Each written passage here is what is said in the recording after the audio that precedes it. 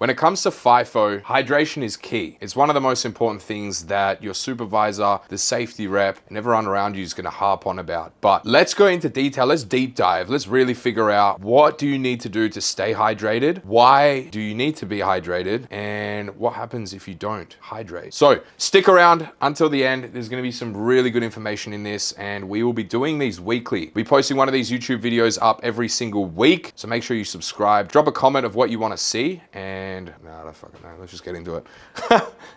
When it comes to getting hydrated and staying hydrated, there are three main things you need to consider. First, and probably the most obvious, is your water. Now, drinking enough water is absolutely crucial. We all know that. But when it comes to the water that you get on site, this is where the issues start, because a lot of the water on site is treated. It's saline water that is treated. So a lot of the actual minerals and electrolytes are removed from the water, and the water quality on site is pretty fucking terrible, to be honest, because it is treated for a bunch of things, so it's missing a lot of the key electrolytes. And that is why just drinking water and just relying on drinking plain water is never going to actually fully hydrate you. So the second thing we need to focus on is electrolytes. So might be a mechanic, but I can spell. Now, when it comes to electrolytes, your site should provide you with some, but unfortunately, just like with most things, the electrolytes that they provide you on site aren't always going to be the greatest. So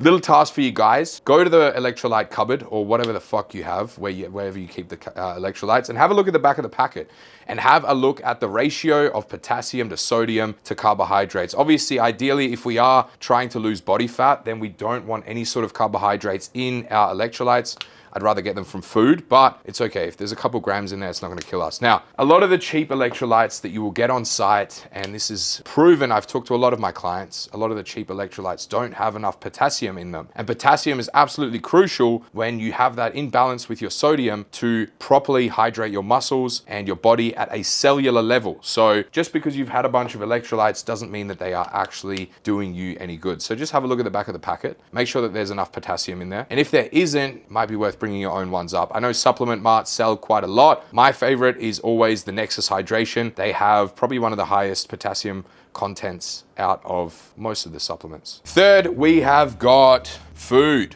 Now, you're probably thinking, what has food got to do with hydration? But we can actually get a lot of our electrolytes from food. A lot of potassium-rich food is actually going to get you your potassium intake, get it to where you need it, rather than just relying on electrolytes to get you that potassium. So some foods that I like to include in my diet that are quite rich in potassium are raisins, or sultanas if you will, spinach, sweet potato, any other potatoes, sun-dried tomatoes are quite good for that as well. And I'm sure I'm forgetting some here, but that's okay. You can do your research. Ask ChatGPT. Now, most of these foods you won't actually be able to get on site, which really fucking sucks. I understand. You can bring some raisins up and put them into your cereal, but there will still be some electrolytes that you can get from food. And one of the biggest ones that is a very common misconception is salt. That looks terrible, but salt. Salt is demonized by health experts, which I really don't understand, because when it comes to hydration, salt is absolutely key. So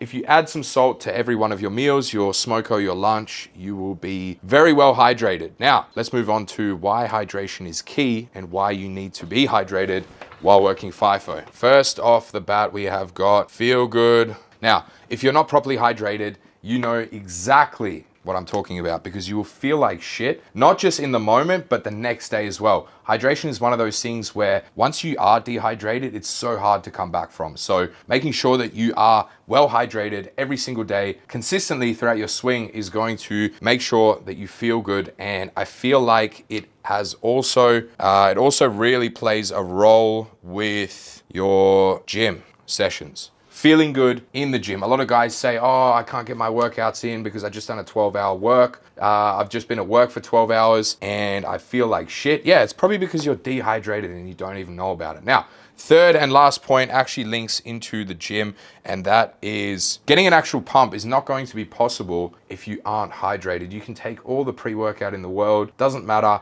if you aren't hydrated, you're not going to get a good pump in the gym. So making sure that you are consuming enough electrolytes and also water as well as a pre-workout meal or some carbohydrates throughout the day, is going to lead to better pumps and better workouts. If you enjoyed this video, make sure you subscribe because I'm going to be posting Fifo educational YouTube videos every single week. I'll see you in the next one.